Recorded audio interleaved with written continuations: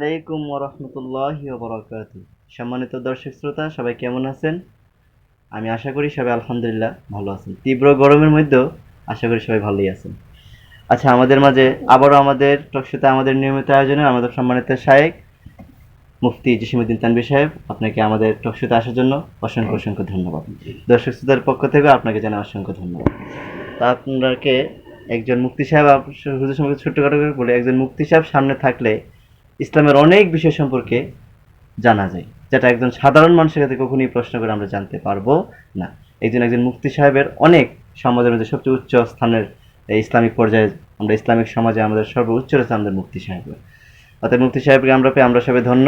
হুজুরের কাছে আমাদের এখন বর্তমান আলোচনা হচ্ছে আমাদের দেশের মাদ্রাসা সম্পর্কে। যেহেতু আমাদের মাদ্রাসা আছে, আমাদের দেশে অনেক প্রকারের মাদ্রাসা আছে, আর এর মধ্যে আমাদের কওমি মাদ্রাসা, এই মাদ্রাসা সম্পর্কে আমি ছোট্ট করে প্রশ্ন করব, কওমি মাদ্রাসা কি, কেন এবং এর বৈশিষ্ট্য সম্পর্কে যদি আপনি বলতেন। আসলে দেখেন, যেহেতু সময় অল্প, তীব্র অনেক গরম, সর্বপ্রথম আপনাকে অসংখ্য ধন্যবাদ। যেহেতু এই পরিস্থিতিতে, যেহেতু বৎসর শুরু, এই হিসাবে অত্যন্ত গুরুত্বপূর্ণ প্রশ্ন করেছেন। আসলে কওমি মাদ্রাসা কি? কওমি মাদ্রাসা যদি বলা হয় কি, এক কথায় উত্তরে যদি বলা হয়, কওমি মাদ্রাসা হলো কোরআন শিক্ষার প্রতিষ্ঠান। এখন কোরআন শিক্ষা, এখানে কোরআন শিক্ষা দেওয়া হয়, আর এখানে কোরআন নিয়ে গবেষণা করা হয়। কোরআন শিক্ষার একটা প্রতিষ্ঠান। আর যদি বলা হয় আপনার যে কওমি মাদ্রাসা কেন, কওমি মাদ্রাসা কেন, সংক্ষেপে যদি বলা হয়, কওমি মাদ্রাসা হলো একমাত্র আদম সন্তানকে প্রকৃত মানুষ বানানোর একটা কারখানা। বলতে গেলে প্রকৃত মানুষ বানানোর কারখানা। আরও যদি সেটা ব্যাখ্যা করে বলি, এখন দেখেন, আল্লাহ রাব্বুল আলামিন কোরআনে কারিমের মধ্যে বলেন, আর রহমান আল্লামাল কোরআন খালাকাল ইনসান। দয়াময় আল্লাহ রাব্বুল আলামিন আগে কোরআন শিক্ষা দিয়েছেন, তারপরে আল্লাহ রাব্বুল আলামিন মানুষ সৃষ্টি করেছেন। দেখেন, আগে কোরআন শিক্ষা দিয়েছেন, তারপরে আল্লাহ রাব্বুল আলামিন মানুষ সৃষ্টি করেছেন। এখানে দেখেন, মুফাসসিরিনে কেরাম ব্যাখ্যা করেছেন আল্লাহ রাব্বুল আলামিন কেন কোরআন শিক্ষা দিয়েছেন, পরে কেন মানুষ সৃষ্টি করেছেন। তো মুফাসসিরিনে কেরাম ব্যাখ্যা করেছেন, মানুষত্বের একটা বৈশিষ্ট্য হলো, মানুষত্বের একটা বৈশিষ্ট্য অর্জন করতে হলে কোরআন শিক্ষার মাধ্যমে। কোরআন, যার ভিতরে কোরআনই শিক্ষা আছে, সে হলো কি দা প্রকৃতপক্ষে মানুষ। যার ভিতরে কোরআন শিক্ষা আছে, যার ভিতরে কোরআনের জ্ঞান আছে, কোরআনের এলিম আছে, তারই প্রকৃতপক্ষে মানুষ। কারণ কোরআন শিক্ষাটা আগে আল্লাহ রাব্বুল আলামিন কোরআন শিক্ষা দিয়েছেন, তারপরে মানুষ সৃষ্টি করেছেন। তৃতীয় প্রশ্ন করেছেন আপনি যে যে এই মাদ্রাসার বৈশিষ্ট্য কি। মাদ্রাসার বৈশিষ্ট্য যদি আমরা দেখি, মাদ্রাসার বৈশিষ্ট্য হলো এলিম অনুপাতে আমল করা। এলিম অনুপাতে আমল করা। যেমন আমাদের কওমি মাদ্রাসাগুলো, তাদেরকে শিক্ষা দেওয়া হয় নামাজ কিভাবে পড়তে হবে।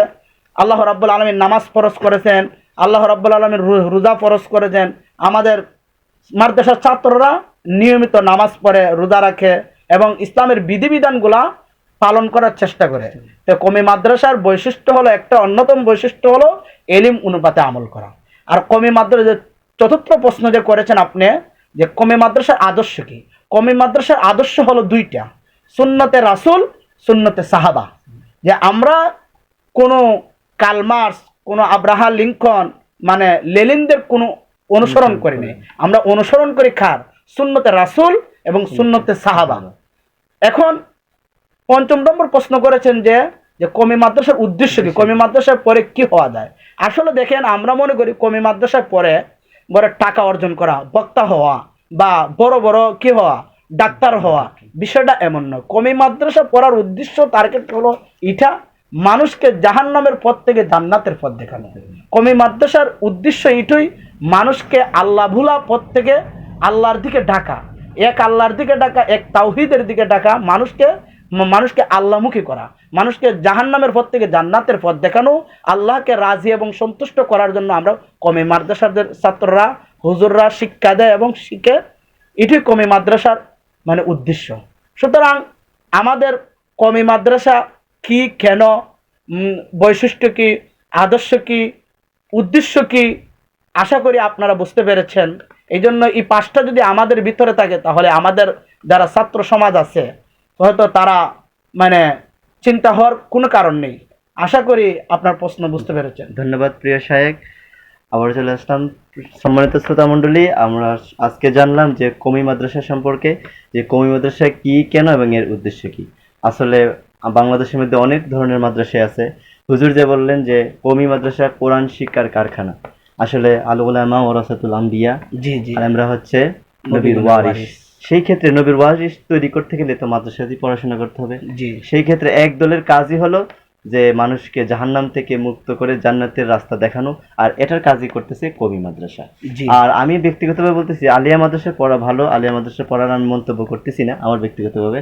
জি তবে আলিয়া মাদ্রাসাতে আমি দেখেছি, আমি আমলের দিক দিয়ে অনেক অনেক গাফলতি, আমি অনেক ছাত্র দেখেছি তার টাকনুর নিচে কাপড় পরতেছে, অথবা চুল লম্বা রাখতেছে, অথবা মেয়েরাও পর্দা করতেছে না, অথবা তারা যে আমলে আখলাক দিয়ে তারা অনেক অনেক পিছিয়ে পড়ে আছে। সেই ক্ষেত্রে আর আলিয়া মাদ্রাসার প্রতিষ্ঠা সম্পর্কে আপনারা জানেন, ইংরেজদের মাধ্যমে আলিয়া মাদ্রাসা প্রতিষ্ঠা, সেটা আমি নাই বললাম। কিন্তু আমলের দিক দিয়ে আমার যাচাই করে এবং আমি এটা সিলেক্ট করে আমি বলতেছি যে কওমি মাদ্রাসার মতো আমল আর কোনো মাদ্রাসাতে এরকম জি। এটার গুরুত্ব দেওয়া হয়নি। আশা করি ধন্যবাদ। সবাই আমাদের এই ভিডিওটি শেয়ার করে দেওয়ার চেষ্টা